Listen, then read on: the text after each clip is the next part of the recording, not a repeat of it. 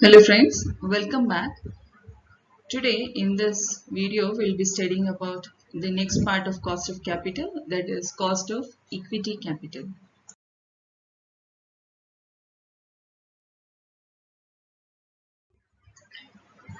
Cost of equity share capital. Equity shareholders are not paid dividend at a fixed rate every year. Okay. The distribution of dividend depends upon the profitability of the company. We all know that equity shareholders, we pay them dividend, but this dividend is only when there is a profit. The cost of equity share is the minimum rate of return company has to earn. The cost of equity capital, several models have been proposed. The cost of equity capital is calculated based on the following approaches. Various models, various approaches have been defined to find the cost of equity capital. So what are those? First one is dividend price ratio approach, then earning price ratio approach, dividend price plus growth rate of earnings, P plus G approach we say. Next one is realized yield approach. Okay, we'll be studying all these one by one. Firstly, we'll go for dividend price ratio approach. This method is suitable only when the company has stable earnings and stable dividend policy over a period of time. The cost of capital is calculated as follows. KE is equal to D by P. KE is cost of equity, D is dividend, that is expected dividend rate per share. Then P is the net proceeds, that is the current market price of equity shares. So let us look into the problem. A company issues 2000 equity shares of rupees 100 each at a premium of 10%. The company has been paying 20% dividend on equity shareholders for the past 5 years and expects to maintain the same in future also. Compute the cost of equity capital. Will it make any difference if the market price of equity share is rupees 150? So, solution. As we know, here a standard policy is maintained for payment of dividend. Okay. So, we are going for the first method. KE is equal to D by P, where KE is cost of capital, D is the dividend rate. What is the dividend rate? It is given over here. The company has been paying 20% dividend. Okay. So this 20% is this dividend rate. Now net proceeds. Net proceeds, we have premium. So face value plus premium. What is the face value? A company issues 2000 equity shares of rupees 100 each at a premium of 10%. So here it is 100 plus 10, 110. Okay. So now K is equal to D by P. What is D? That is 20%. Dividend is 20%. P is the net proceeds. We have got it as 110. Okay. So I have substituted here 20 and 110 into 100. We will get 18.18%. Okay. Similarly, we have one more type here. He has one more question. Will it make any difference if the market price of equity share is rupees 150? So that means the market price has to be changed. Here you see, if the market price of equity share is 150, formula will remain same. K is cost of equity, D is the dividend rate, that is 20%. Net proceeds face value is 150. Okay. So this will be D. What is D? Dividend rate. What is the dividend rate? 20%. P is the face value. Face value is 150. You will get it as 150. So 20 divided by 150 into 100, you will get 13.33%. Okay, so this is how you are solving. Clear about this? Very simple. This is the formula and just apply, substitute the values and calculate it. But here there is a question, will it make any difference if the market price is 150? Naturally, as you are seeing, this is 18.18 and this is 13.33. There is a decrease in the cost of equity capital. Clear about this? Let's look into another problems on finding price of shares. Okay. A is a shareholder in B Limited. Although earnings for the B Limited has varied considerably, A has determined that the long-run average dividends have been ₹4 per share. Okay. He expects a similar pattern to prevail in the future. A has decided that a minimum rate of 20% should be earned on the shares. What price would A willing to pay for a share of B Limited? Okay. So, I'm going for the same formula.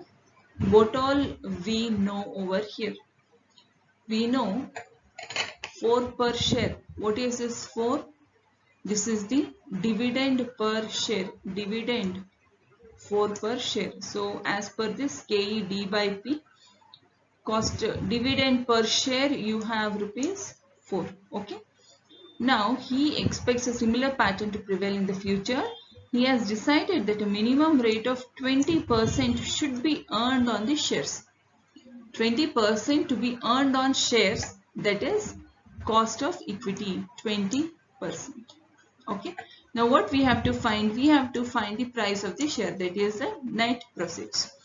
So here if I substitute cost of equity, this is 20, right? Dividend per share 4, this is 4D. We have to find P. Okay. By cross multiplication it will be P is equal to 4 by 20, that is 0.2 into 100, that is 20%. Okay. Yes, next approach is earning price ratio approach. According to this approach, it is the earning per share which determines the market price of the shares. Thus, the cost of capital should be related to that earning percentage which could keep the market price of the equity shares constant. This approach is suitable when the earnings will be equal to the present earnings. It means growth rate is 0. The cost of equity is calculated by the following formula. K is equal to E by P, where again K is the cost of equity, E is the earnings per share. P is the net proceeds, that is current market price of the equity shares.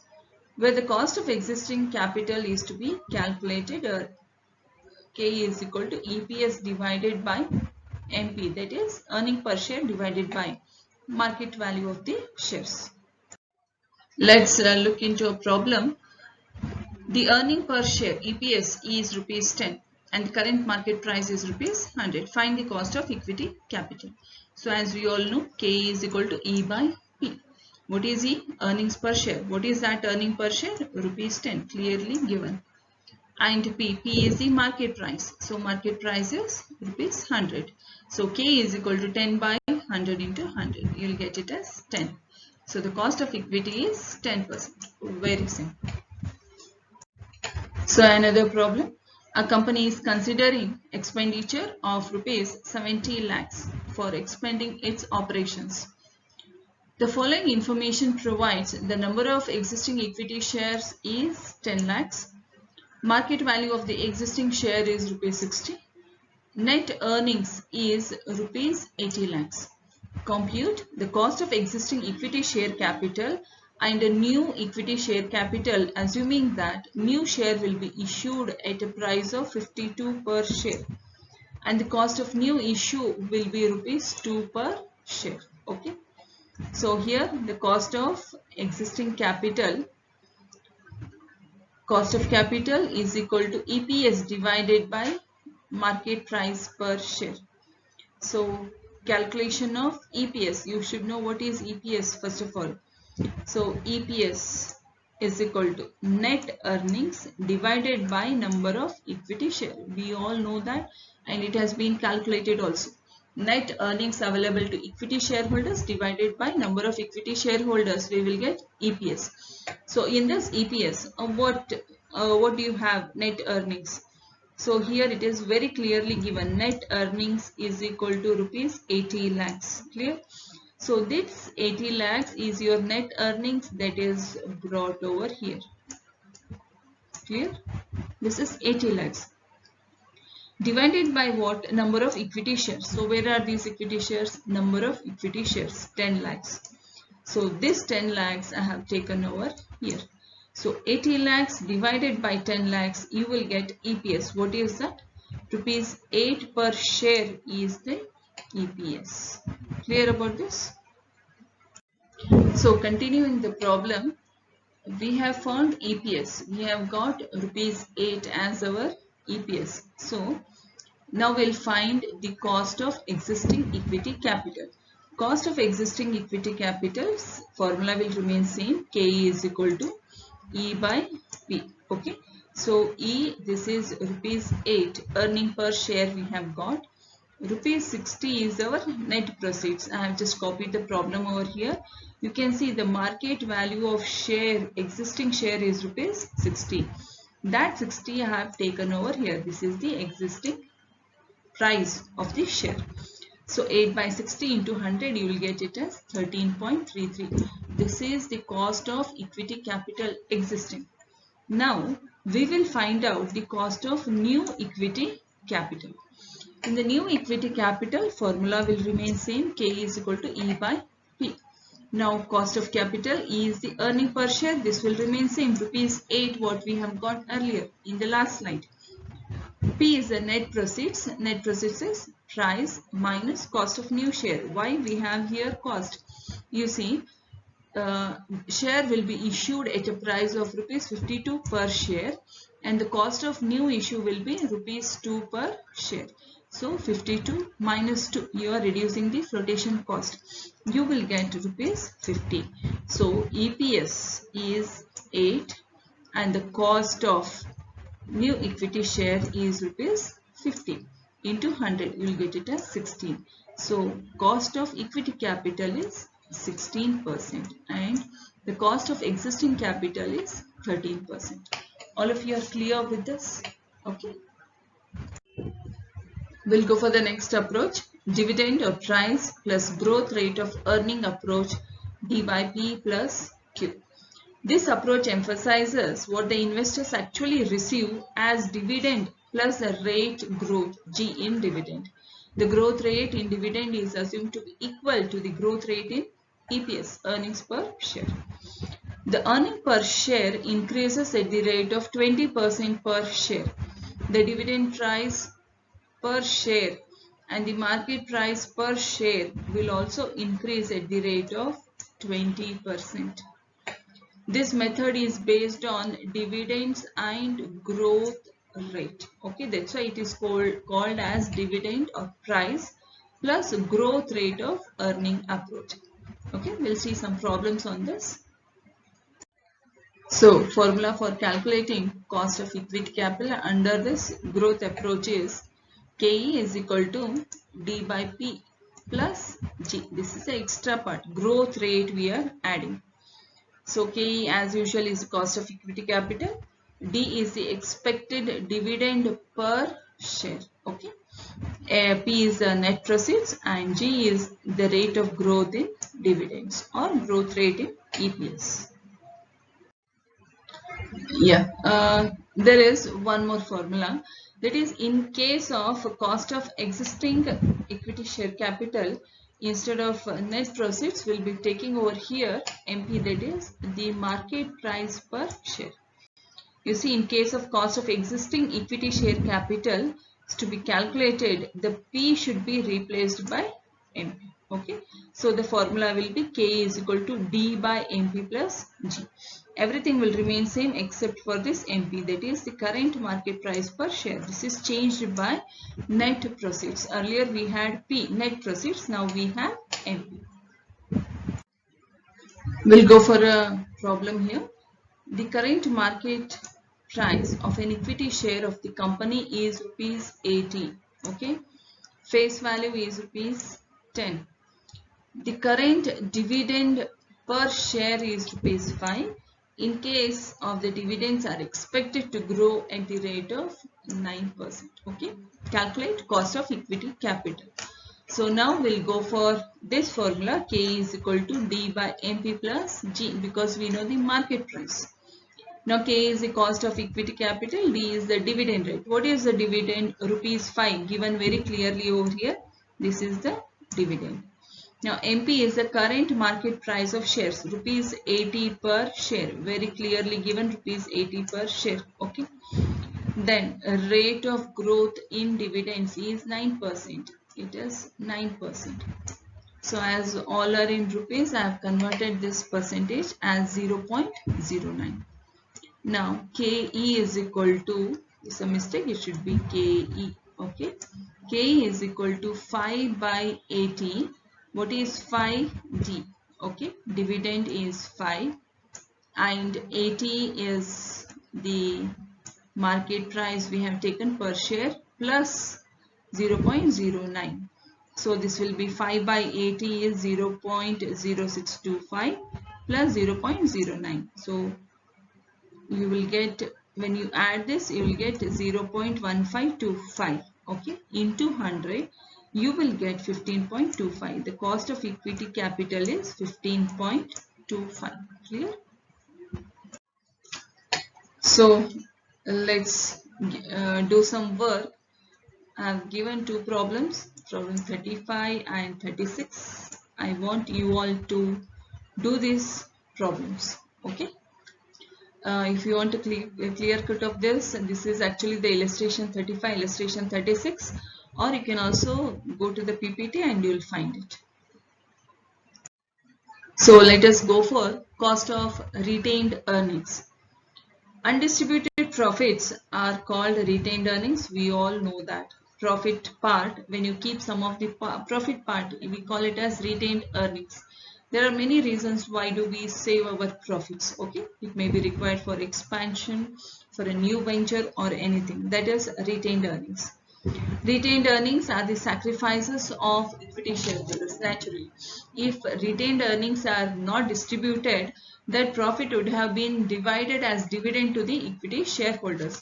So we say that this is the sacrifice made by equity shareholders. So they expect a return on retained earnings. So all of you might be thinking, what is this cost on retained earnings? So this is nothing. Sacrifice is made by equity shareholders and they expect a return on that. Thus, the cost of retained earnings is the earnings foregone by the equity shareholders. This means that the opportunity cost, see here, opportunity cost of retained earnings may be taken as the cost of retained earnings. Okay. So what is that? We'll see here. The cost of retained earnings is calculated as under KR is equal to KE 1 minus T into 1 minus B. What are these? KR is the cost of retained earning. KE is the cost of equity capital. So we require equity capital over here. T is as usual tax rate and B is the brokerage cost. Okay. So let us do a problem on this. A company's KE, that is equity capital, cost of equity capital, return available to equity shareholders is 20%. The average tax rate for shareholders is 40%, and it is expected that 2% is the brokerage cost that the shareholders will have to pay while investing their dividends in alternative securities. Okay, what is the cost of retained earnings? So as we all know, the formula for retained earnings is KR is equal to KE plus KR is equal to KE into 1 minus T into 1 minus B. So we'll see the substituted values over here. KR is the cost of retained earnings. K is the cost of equity capital, 20%. So KE, it is given over here, is how much? 20%. I have taken here. Tax rate is 40%. Average tax rate of 40%. So that is 40%. 40 by this I am converting. It will be 0.40. And brokerage cost is 2%. It is given over here. 2% is the brokerage cost. So that is 0.02. When I substitute these values into the formulas, 20% into 1 minus 0.40 into 1 minus 0.02. So 20% into this I have reduced. So 20% again we have reduced 0.20 into 0.588. So we'll get this into 100, 11.76. So what is this 11.76? This is the retained earnings. Okay. So the problems on this are very easy, very simple, and it will be direct. So try solving all the problems of cost of equity and cost of retained earnings. So for these things you may expect only 2 marks questions on all this cost of equity, equity, debt, preference or retained earnings. Further we have this weighted average cost of capital. There you can expect some bigger problems. Okay, practice these problems. We will go for the next part, that is weighted average cost of capital.